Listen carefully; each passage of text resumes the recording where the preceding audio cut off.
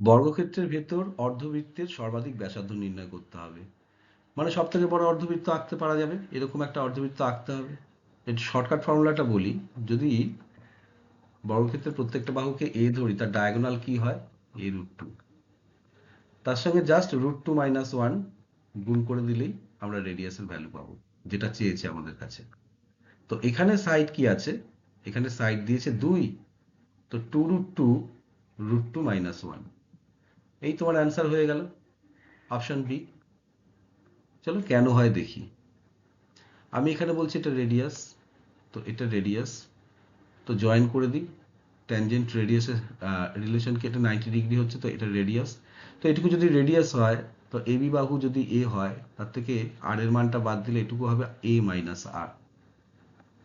ঠিক একইভাবে আমরা এদিকে আরেকটা লাইন টানলাম, এটাও 90 ডিগ্রি ট্যানজেন্ট রেডিয়াসের সম্পর্ক আসবে। আর এদিকে কত আসবে তাহলে? বিসি বাহু যদি এ হয় আর এটুকু তো আর, তাহলে এটুকু হয়ে যাবে a - r। তাহলে এটাও 90 ডিগ্রি, তো এটা a - r মানে এটাও a - r। তুমি এখান থেকে একটা লাইন টেনে দাও যার মান হবে আর। তার কারণ হচ্ছে, যদি বৃত্তটাকে সম্পূর্ণ আঁকা যায় বি বিন্দু দিয়ে যাবে।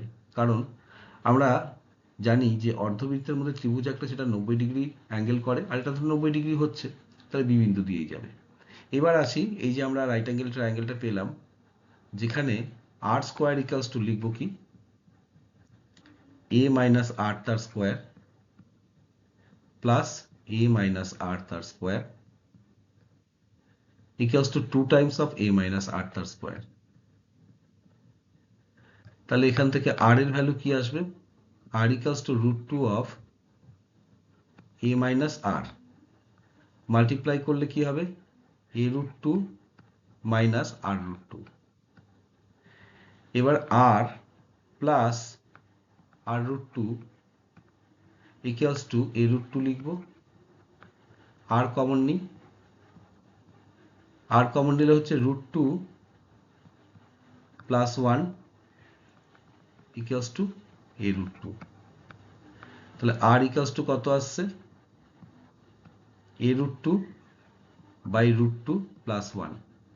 ওপর নিচ যদি √2 - 1 দিয়ে মাল্টিপ্লাই করি, তাহলে a√2 ইন্টু √2 - 1 হয়ে যাবে, নিচে 1 হয়ে যাবে, লেখার দরকার নেই। তো আমরা পেয়ে গেলাম এখান থেকে কি করে হয়।